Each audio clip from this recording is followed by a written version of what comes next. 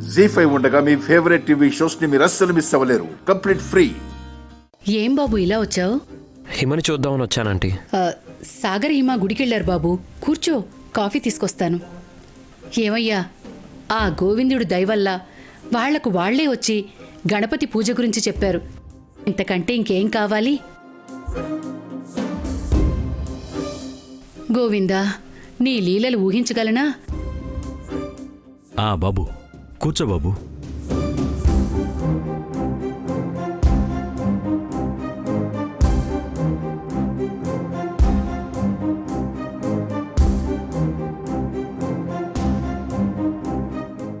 శ్రీకాంత్, ఒకసారి వెళ్ళరా.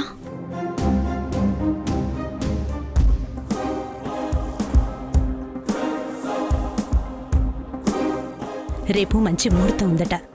ఆ ముహూర్తానికే మన రెండు కుటుంబాలు కలిసి గణపతి పూజ చేద్దాం.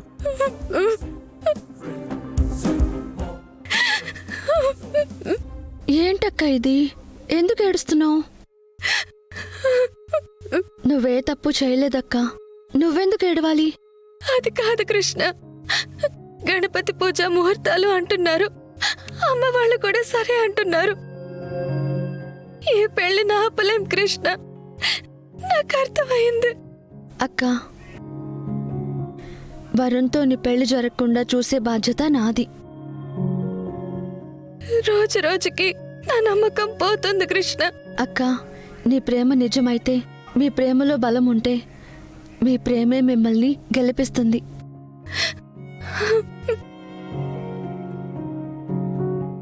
వరుణ్ ఎన్ని ప్రయత్నాలు చేసినా ఈ పెళ్లి జరగదు. నా మాట వినక్క. అమ్మ వాళ్ళేదో తెలియక తొందరపడుతున్నారు, కానీ మీ విషయం అమ్మకి తెలియదు కదా. ఆడపిల్ల పెళ్లి చేయాలని ఏ తల్లికైనా ఉంటుందిగా. ఇందులో అమ్మ తప్పు కూడా లేదక్కా. నీ పెళ్లి నేను దగ్గరుండి జరిపిస్తాను, నన్ను నమ్మక్కా. కృష్ణ, అసలు ఏం జరుగుతుందో నాకేం అర్థం కావడం లేదు. వాళ్ళు గణపతి పూజ అంటున్నారు, పెళ్ళి అంటున్నారు. ఏం చేద్దాం? శ్రీకాంత్, మనము తొందరపడాల్సిన టైం వచ్చింది. నువ్వు అక్కకి ధైర్యం చెప్పాలి, కానీ నువ్వే ఇలా బాధపడుతూ కూర్చుంటే ఎలా? మీ ఇద్దరి పెళ్లి జరుగుతుంది, కానీ ముందుగా మీ ప్రేమ గురించి మీ అన్నయ్యకి చెప్పాలి కదా. చెప్పావా? ఇప్పటికే చాలా ఆలస్యమైంది శ్రీకాంత్. మీ అన్నయ్యకి విష్ణుని ప్రేమిస్తున్న విషయం చెప్పు. మిగిలింది ఏమైనా ఉంటే రాధా గారితో నేను మాట్లాడతాను. విష్ణుని చూశాక నాకు భయం వేస్తుంది కృష్ణ. భయపడాల్సిన పనేం లేదు. నువ్వు వెళ్ళి నీ ప్రేమ గురించి ధైర్యంగా చెప్పు. తర్వాత ఏం చేయాలో నేను చూసుకుంటాను.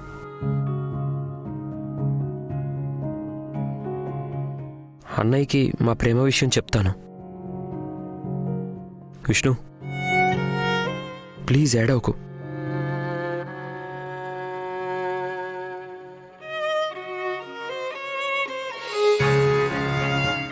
అక్క, ఏడవకు ప్లీజ్.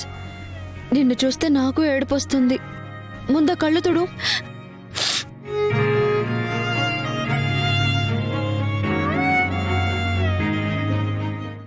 హిమ గురించే నాన్న ఆలోచిస్తున్నారు. నాన్న బాధంతా హిమ గురించే. అసలు హిమ పెళ్లికి నేను సపోర్ట్ చేసేవాణ్ణే కాదు, కానీ తను నా చెల్లి కాబట్టి తప్పని పరిస్థితుల్లో సపోర్ట్ చేయాల్సి వచ్చింది. అదే నువ్వు గానీ ఎవరినైనా లవ్ చేసుంటే నేను అస్సలు సపోర్ట్ చేయను శ్రీకాంత్.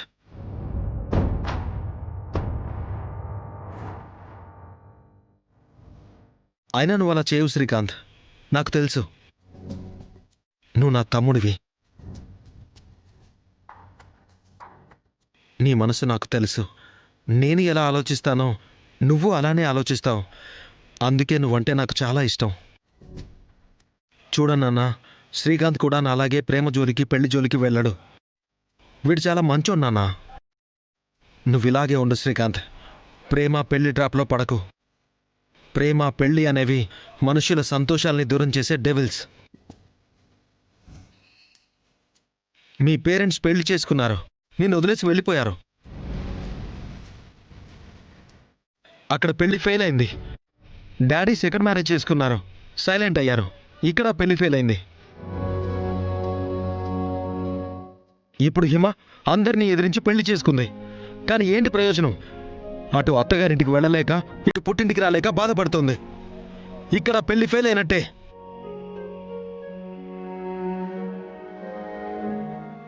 ఫెయిల్యూర్ అనే పదానికి అసలైన నిర్వచనం పెళ్లి.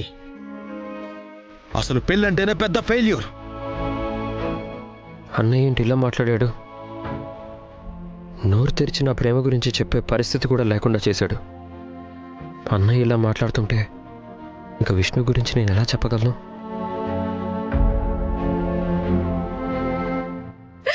కృష్ణ,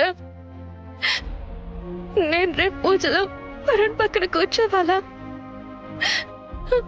శ్రీకాంత్ మనసులో ఉండగా మరొక అతని పక్కన కూర్చొని ఎలా పూజ చేయగలను? ఇప్పుడు గణపతి పూజ అంటారు, ఆ తర్వాత పెళ్ళంటారు. జరిగేది అదే కదా కృష్ణ. అదే కానీ జరిగితే ఈ విష్ణు భూమి మీద ఉండదు. అక్క, ఏంటక్క, ఏంటి మాటలు? ప్లీజ్ అలా మాట్లాడకు, నీకు దండం పెడతాను. ఈ పెళ్ళి జరగదక్క. నేనున్నాను కదా, నేను ఆపుతాను. ఎలా ఆపుతావు కృష్ణ? నాకు అర్థమవుతుంది, ఈ పెళ్లి జరిగి తీరుతుంది. ఆ దేవుడేంట ఆ తర్వాత ఎలా రాశాడు?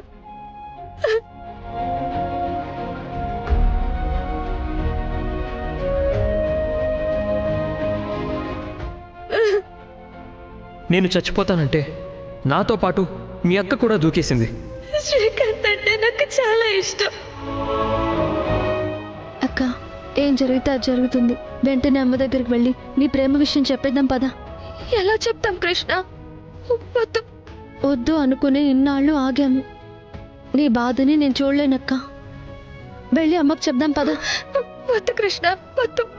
లేదక్క, అమ్మని ఎలాగోలా బతిమలాడతాను. అమ్మకి సర్ది చెప్పే ప్రయత్నం చేస్తాను. పదక్క, రా. జీ5 యాప్ డౌన్లోడ్ చేసి అన్ని ఎపిసోడ్స్ పూర్తి ఉచితంగా చూడండి.